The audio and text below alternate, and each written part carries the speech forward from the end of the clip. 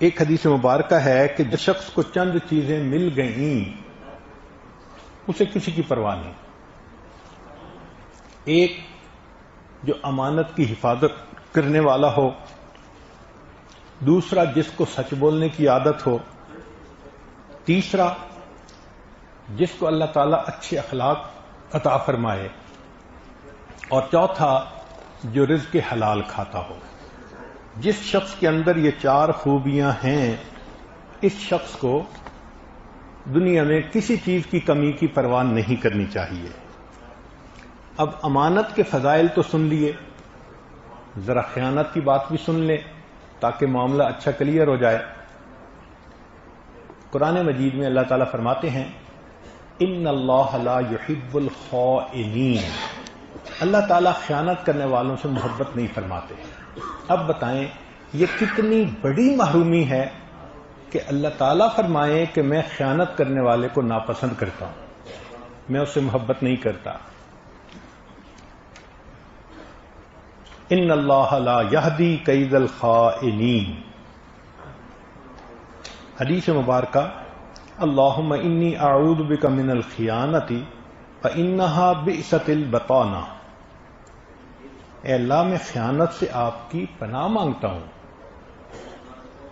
اس لیے کہ یہ بدترین بتانا ہے. بتانا کہتے ہیں یہ جو کپڑوں کے نیچے بنیان پہنتے ہیں نا اس کو. بعض اوقات لوگ شراکت کا کام کرتے ہیں، شریعت نے ان کے بارے میں بھی بتایا. فرمایا کہ یقول اللہ عز وجل، اللہ تعالیٰ ارشاد فرماتے ہیں انا ثالث الشریکین. دو بندے جب شریک ہوتے ہیں تو ان کی مدد کرنے والا تیسرا میں ہوتا ہوں.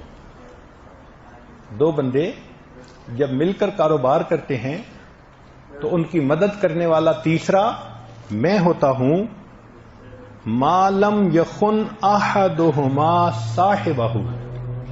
اور جب ان میں سے ایک دوسرے کے ساتھ خیانت کرتا ہے تب میری مدد کاروبار میں سے نکل جاتی ہے. تو اس وقت تک اللہ کی مدد ساتھ ہوتی ہے جب دونوں امانت داری کے ساتھ کام کرتے رہتے ہیں.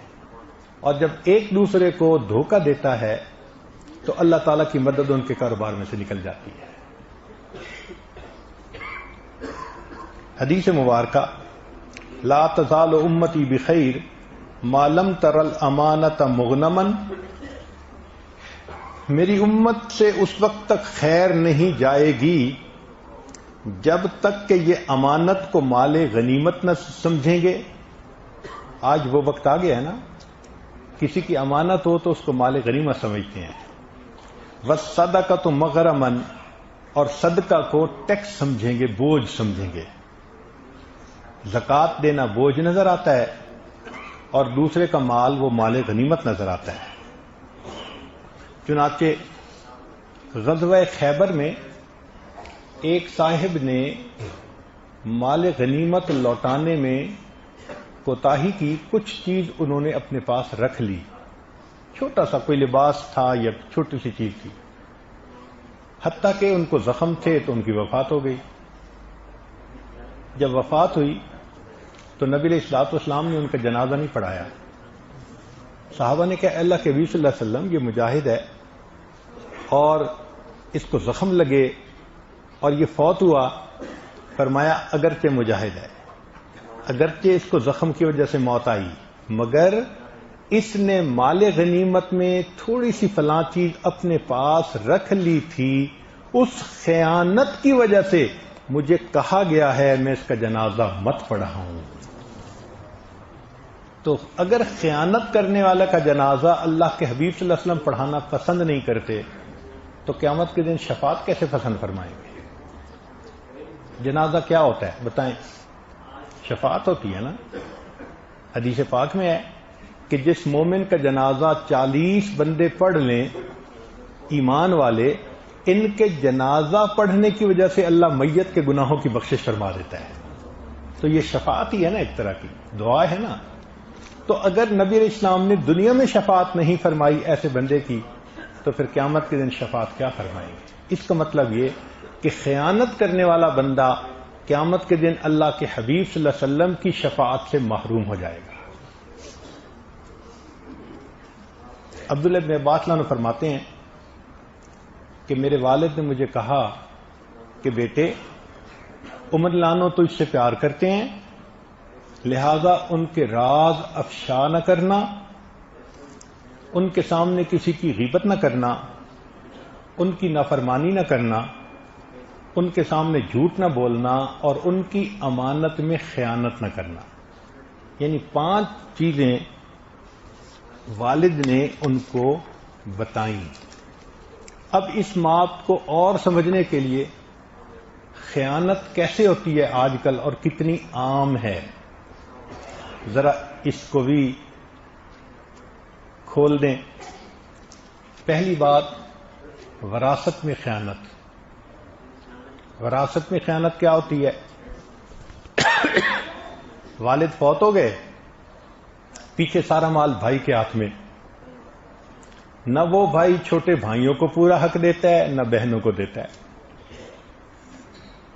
جو بھائی نہ چھوٹے بھائیوں کو حق دے گا نہ بہنوں کو حق دے گا، وہ امانت کے اندر خیانت کرنے والا ہوتا ہے۔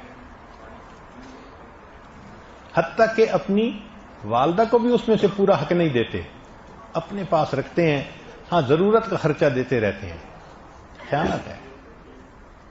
اور اگر دوسری ماں ہے تو اس کا تو حق ہی نہیں سمجھا جاتا، شریعت میں تو حق ہے اس کا۔ شریعت نے کہا انما یأکلون فی بطونہم نارا، ایسا بندہ اپنے پیٹ میں آگ بھر رہا ہوتا ہے۔ بہنیں مانگتی ہیں، نہیں دیتے۔ لا الہ الا اللہ، لا الہ الا اللہ، لا الہ الا اللہ، لا الہ الا اللہ، لا الہ الا اللہ۔